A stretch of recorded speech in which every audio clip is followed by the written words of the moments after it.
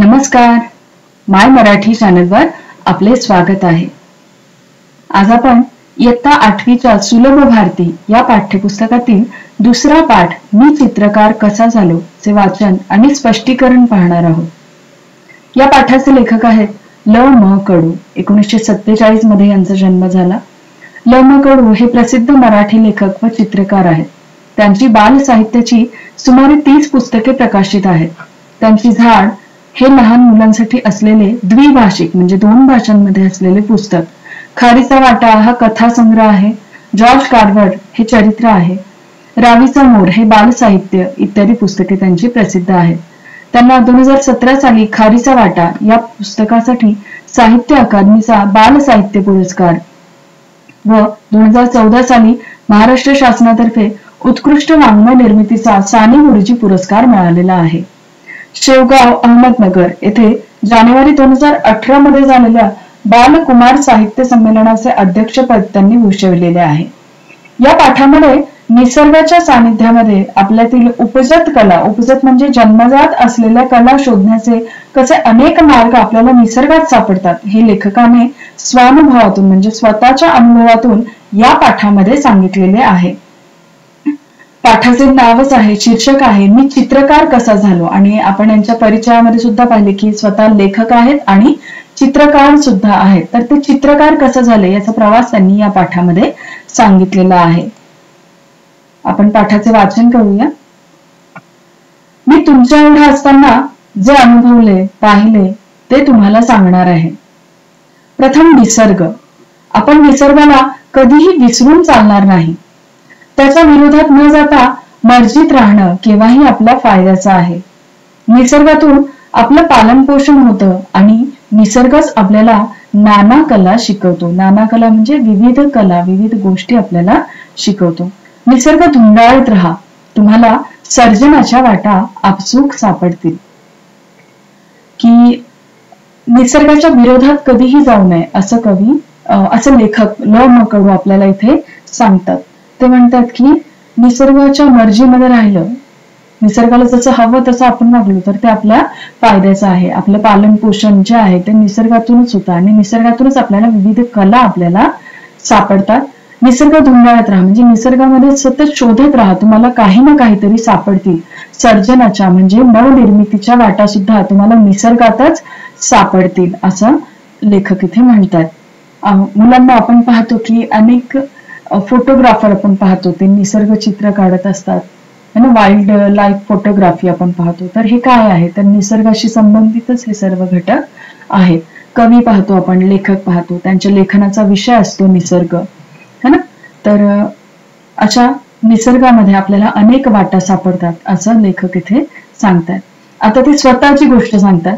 आता तुम्हाला माझीच गोष्ट सांगतो. माझं प्राथमिक शिक्षण एका लहानशा खेड्यात झालं. माझं खेडं अतिशय निसर्गरम्य आणि सुसंस्कृत होतं. निसर्गरम्य आणि सुसंस्कृत हे लेखकाच्या खेड्याचे विशेष आहेत.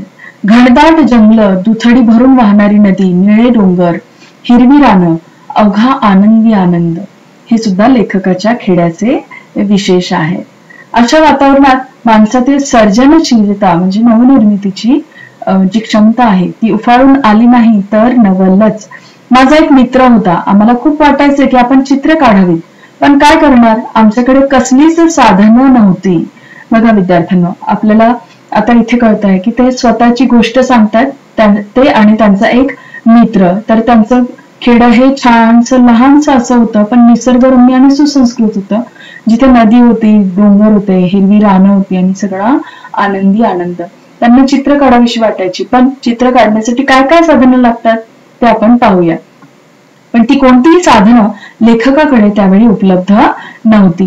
पेन्सिल, रंग, ब्रश हे तर सोडाच, साधा कागदही नव्हता.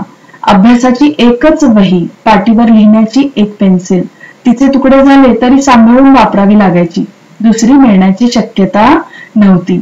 शिवाय सगळ्यात मोठी अडचण किंवा धाक असा होता की चित्र काढलेली ना मास्तरांना आवडायची ना घरातल्यांना. वात्रटपणा वाटायचा.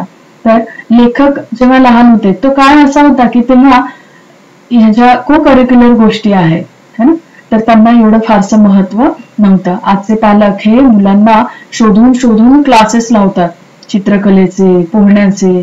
तर हा काळ असा होता की फक्त अभ्यास एके अभ्यासच करायचा, चित्र वगैरे काढलेली मास्तरांनाही चालायची नाही आणि घरातल्यांना तर बिलकुलच चालायची नाही. तर ते म्हणतात की त्यांच्याकडे चित्र काढण्यासाठी लागणारं काहीच नव्हतं. पेन्सिल, रंग, ब्रश हेही नव्हते आणि कागद लागतो तो सुद्धा नव्हता. अभ्यासासाठी फक्त एकच वही असायची, पाटीवर लिहिण्यासाठी एकच पेन्सिल असायची. म्हणजे पाटी जरी वापरली तरी पेन्सिल मात्र एकच असायची. त्यामुळे ती पेन्सिल जरी तुटली तरीही तीच वापरावी लागायची. त्यामुळे चित्र वगैरे काढलेलं त्यांना त्यांच्या घरातही चालत नव्हतं आणि शिक्षकांनाही चालत नव्हतं. वैशाख महिन्यातलं ऊन करपवून टाकणारं असायचं. आम्ही गावातली सगळी मुलं नदीच्या डोहात जाऊन पडायचो.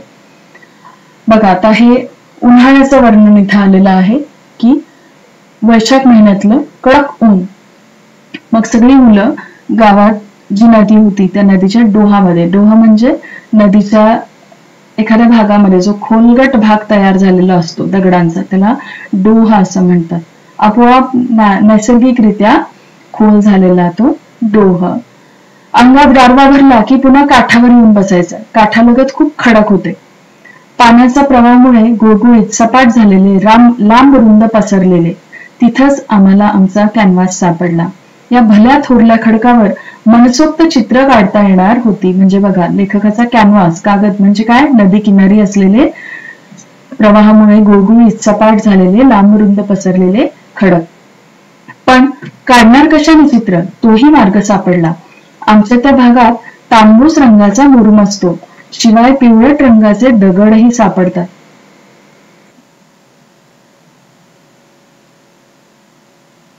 आमच्या त्या भागात तांबूस रंगाचा मुरुम असतो, शिवाय पिवळट रंगाचे दगडही सापडतात. ते दगड आपटले की त्यांची पिवळी पिवळी फक्की पडते, अगदी पिठासारखी. हवं तसं पाणी घातलं की पिवळा रंग तयार. मुरुमाचा खडा ओला करून घेतला की खडकावर चित्र रेखाटणं सुरू झालं. म्हणजे बघा, आता लेखकाला त्यांचा कॅनव्हास म्हणजे कागदही सापडलेला आहे, चित्र काढण्यासाठी लागणारा कागद म्हणजे कॅनव्हास. आणि आता काढायचे कशाने, कारण पेन्सिलही नव्हती. तर त्यांच्या भागात सापडणारे मुरुमाचे खडे ते ओले करून त्यांनी चित्र काढणं त्यांचं सुरू झालं. काय काढू आणि काय नको असं व्हायचं. गुडघ्यावर टेकून रेष काढण्यात दंग व्हायचो. रेषा काढीत हातभर पुढे सरकल्यावर मागे वळून पाहावं तर रेषा वाळून लाल जर्द झालेल्या असायच्या. आणखी सुरसुरी यायची, म्हणजे आणखी चित्र काढावीशी वाटायची. तापलेल्या खडकावर टेकून टेकून गुडघ्यांची साल्ट गेलेली लक्षातच यायची नाही. मग उभ्या खडकावर चित्र काढणं सुरू झालं. काही दिवसांनी वाटायला लागलं की यात रंग भरावेत, पण ते कुठून आणणार. त्या दिवसात काटेसावर फुलते, लाल भडक होते. तिच्या फुलातले पराग पाण्यात चुरगाळले की जांभळा रंग मिळतो. शेंदरी नावाच्या वनस्पतीच्या बोंडातल्या बिया भगवा रंग देतात. काही पानांचा हिरवा केला, चुन्याचा पांढरा, कुंकवाचा लाल आणि दगडाचा पिवळा होताच. बांबूची कोवळी काडी घेऊन पुढचं टोक ठेचलं की त्याचा ब्रश व्हायचा. तहान भूक हरपून आम्ही दगडावरची चित्र रंगवत बसायचो. नजर जाईल तिथपर्यंत चित्रच चित्र.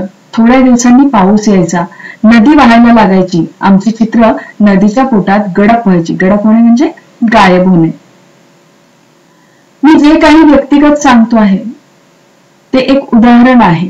निसर्ग किती परीनं आपल्याला देत असतो ते लक्षात येईल. मला इतकंच म्हणायचं आहे की साधनं नाहीत म्हणून अडून बसण्याचं कारण नाही. तुमच्या इच्छा तीव्र असतील तर साधनांशिवाय साधना करता येते. आता हेच पहा, श्रावण सरता सरता पाऊस कमी व्हायचा, पण नदी वाहतच असायची.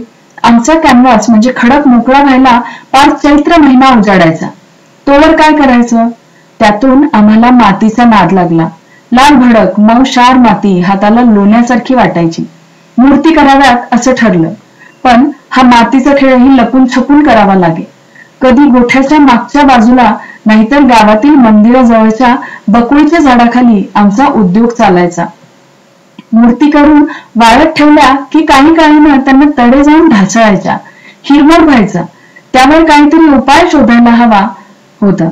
विचार करता करता लक्षात आलं की गाईचं शेण ओलं असताना जसं असतं तसंच ते वाळल्यावरही राहतं, त्याला तडे जात नाहीत. आम्ही शेण मातीत मळून घेतलं. आता मूर्ती थोड्या टिकायला लागल्या, तरीही जास्त दिवस झाल्यावर बारीक बारीक तडे जाऊन ढलप्या पडायच्या. पुन्हा विचार सुरू. आमच्या गावात आठवडी बाजार भरायचा. माधू आयते कपडे विकायला यायचा. सगळा डोंगर भाग, फक्त पायवाटा.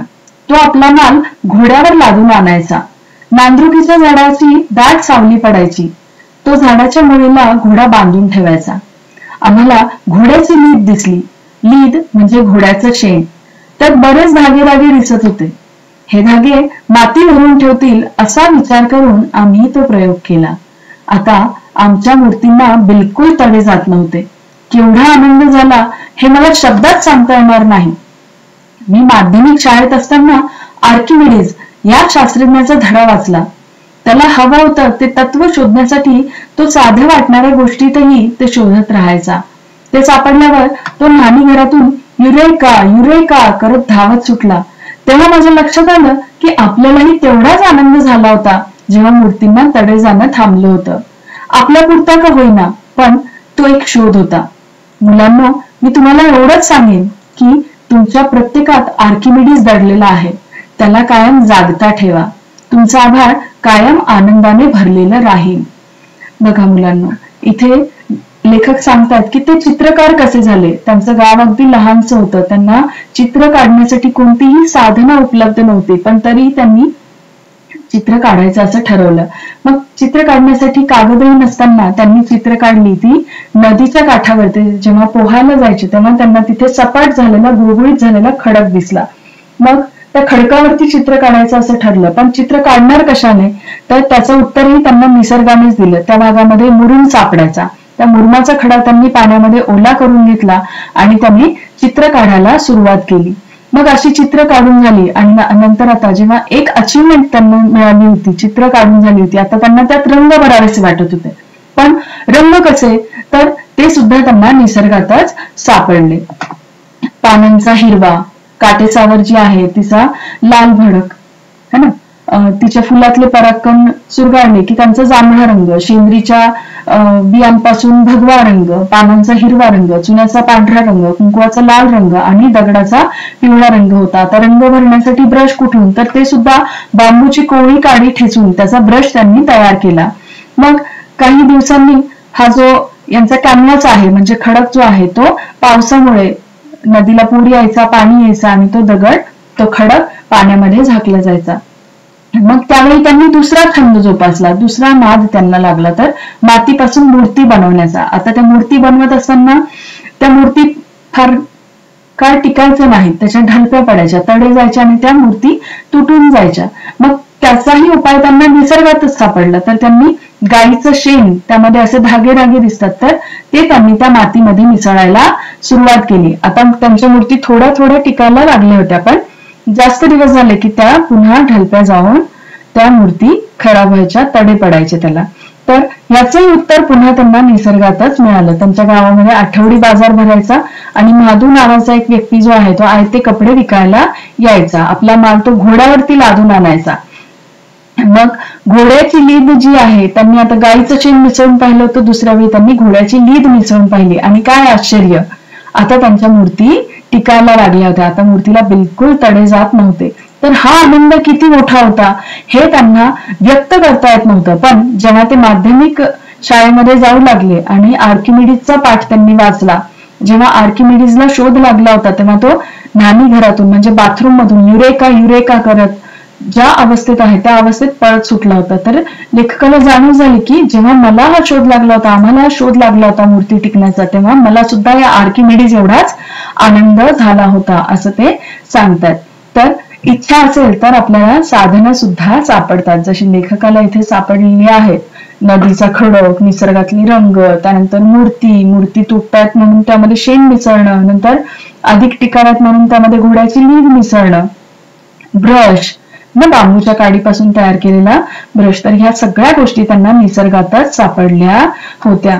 पुढे लेखक इथे म्हणतात की प्रत्येकामध्ये एक आर्किमिडीज दडलेला आहे. आपण आपल्यासाठी ज्या गोष्टी हव्या असतात ना त्या कशा टिकतील ह्या छोटे साधे शोध का होईना आपण लावतच असतो. ते म्हणतात की प्रत्येकामध्ये आर्किमिडीज दडलेला आहे, त्याला कायम जागता ठेवा, तुमचा आभाळ कायम आनंदानं भरलेलं राहील. असा हा पाठ, याचं वाचन आपण केलं आणि याचे स्पष्टीकरण सुद्धा आपण पाहिले. व्हिडिओ आवडला असल्यास लाईक, शेअर आणि सबस्क्राईब करायला विसरू नका. आपल्या काही प्रतिक्रिया असतील तर त्या सुद्धा कमेंटमध्ये आम्हाला नक्की कळवा. धन्यवाद.